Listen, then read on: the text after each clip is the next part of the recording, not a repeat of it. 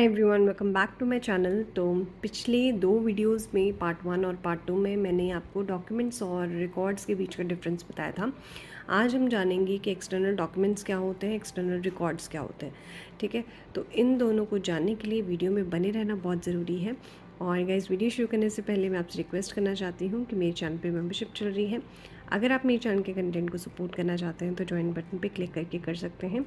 उसमें difference categories हैं membership की, तो सिल्वर को छोड़ के जो बाकी मेंबरशिप लेते हैं उनको मेंबर एक्सक्लूसिव वीडियो की एक्सेस मिलेगी और साथ में बाकी कंटेंट की, यानी पेज के रिलेटेड जो भी कंटेंट होता है उसके रिलेटेड आपको एक्सेस मिल सकती है।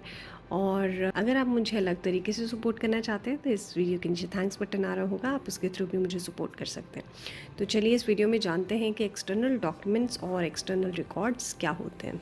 तो गाइज़, आप लोगों ने देखा होगा हॉस्पिटल में क्या होता है कि जितनी इंपॉर्टेंस आपके इंटरनल डॉक्यूमेंट्स को दी जाती है उतनी ही इंपॉर्टेंस आपके एक्सटर्नल डॉक्यूमेंट्स को भी दी जाती है। जो भी आपके एक्सटर्नल डॉक्यूमेंट्स होंगे या फिर रिकॉर्ड्स होंगे जो थर्ड पार्टी के थ्रू होते हैं, तो उतनी ही इम्पॉर्टेंस आपके एक्सटर्नल डॉक्यूमेंट्स को भी मिलती है। तो उसको भी आपने रिटेन करना है, मेंटेन करना है। और आपको उन एक्सटर्नल डॉक्यूमेंट्स या फिर रिकॉर्ड में चेंजेस करने की अथॉरिटी नहीं होती है, परमिशन नहीं होती है। ठीक है, तो क्या होता है कि आपने इनको भी मेंटेन करना है, एक्सटर्नल डॉक्यूमेंट्स, इंटरनल डॉक्यूमेंट्स सभी को मेंटेन करके रखना है। उसमें आपको कोई भी चेंजेस की अथॉरिटी नहीं होगी, आप अपने इंटरनल डॉक्यूमेंट्स में कर सकते हैं। तो आइए इसी के साथ साथ जानते हैं हम एक्सटर्नल डॉक्यूमेंट्स क्या होते हैं। अगर हम बात करें एक्सटर्नल डॉक्यूमेंट्स की तो उसमें क्या होगा, एक एग्जाम्पल के साथ मैं आपको बताती हूँ।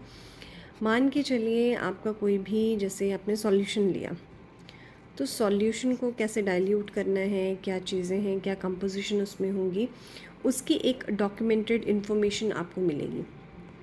ठीक है, तो मैन्युफैक्चरर जो है किसी भी रिएजेंट या किसी भी कंज्यूमेबल के साथ आपको एक मैनुअल देता है छोटा सा, या आप डॉक्यूमेंटेड इन्फॉर्मेशन कह सकते हो, वो आपको देता है। उसमें जैसे रिएजेंट की कंपोजिशन लिखी होती है, उसके कैरेक्टरिस्टिक्स लिखे होते हैं, कोई स्पेसिफिकेशन अगर हो तो वो लिखी होगी, मेथड क्या है स्टोरेज का वो लिखा होगा, यूज़ कैसे करना है, इसको डिस्पोज कैसे करना है, क्या इसके डू एंड डोंट्स हैं, ठीक है, क्या प्रिकॉशंस आपने लेने हैं।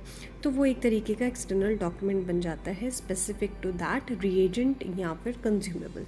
ठीक है, वैसे ही क्या है, आपको इसकी डेफिनेशन की ज़रूरत नहीं पड़ेगी, एग्जाम्पल से कि आप इजीली समझ जाएंगे एक्सटर्नल डॉक्यूमेंट्स क्या होते हैं। MOU जो है, मेमोरेंडम ऑफ अंडरस्टैंडिंग, ये एक एक्सटर्नल डॉक्यूमेंट है।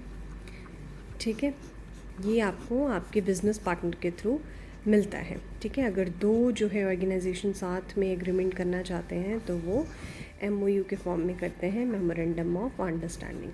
तो ये एक तरीके का एक्सटर्नल डॉक्यूमेंट्स है। और हाँ, इस बात का ध्यान रखें, अगर MOU आपकी तरफ से बन रहा है तो वो इंटरनल डॉक्यूमेंट बन जाएगा, बट दूसरी पार्टी को जब आप देते हैं तो वो सेकेंड पार्टी के लिए एक्सटर्नल डॉक्यूमेंट बन जाता है।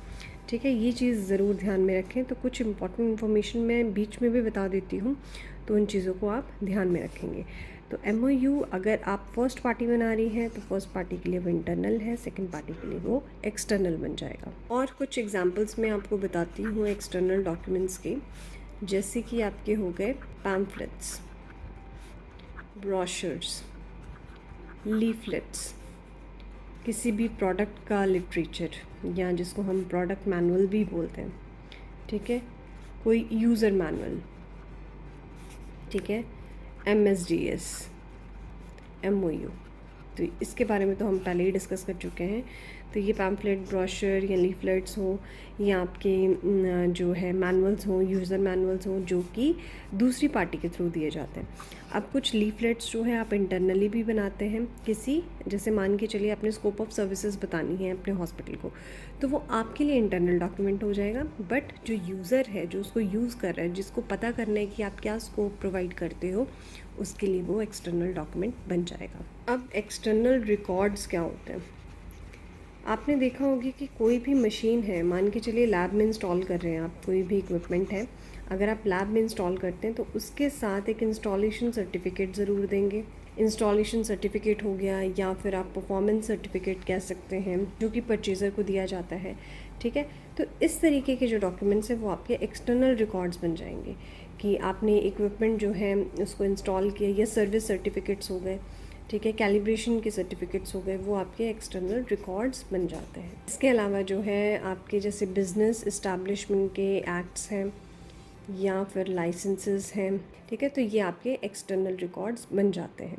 कुछ एग्जांपल्स मैं आपको एक्सटर्नल रिकॉर्ड्स के बता देती हूँ, आप नोट डाउन कर लीजिए।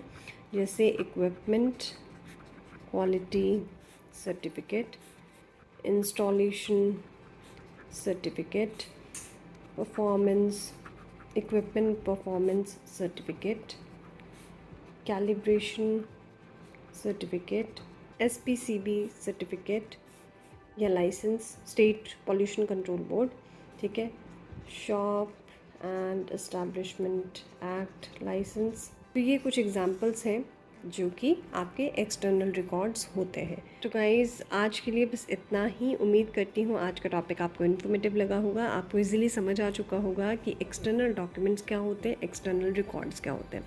बहुत बार हम ये इंटरनल और एक्सटर्नल डॉक्यूमेंट्स में कन्फ्यूजन क्रिएट कर देते हैं, इसीलिए मैंने आपको एक तो अलग से वीडियोस बनाई कि डॉक्यूमेंट्स क्या होते हैं और रिकॉर्ड्स क्या होते हैं। इंटरनल डॉक्यूमेंट्स के बारे में थोड़ा बहुत मैंने वहाँ डिस्कस किया है, उस वीडियो में डिस्कस किया है। एक्सटर्नल डॉक्यूमेंट्स और रिकॉर्ड्स किसको बोलते हैं उसके एग्जांपल मैंने इस वीडियो में आपके साथ शेयर किए। तो उम्मीद करती हूँ ये इन्फॉर्मेशन आपको अच्छी लगी होगी, इन्फॉर्मेटिव लगी होगी। और अगर इन्फॉर्मेटिव लगी है तो ज़्यादा से ज़्यादा लोगों के साथ इसको शेयर कर दीजिए और सब्सक्राइब करें मेरे चैनल को। और अगर आप मुझे सपोर्ट करना चाहते हैं तो मेंबरशिप को ले सकते हैं, या फिर इस वीडियो के नीचे थैंक्स बटन आ रहा होगा, आप उसके थ्रू भी मुझे सपोर्ट कर सकते हैं। तो गाइस मैं मिलती हूँ आपसे नेक्स्ट न्यू वीडियो में। Till then bye bye, take care and stay safe.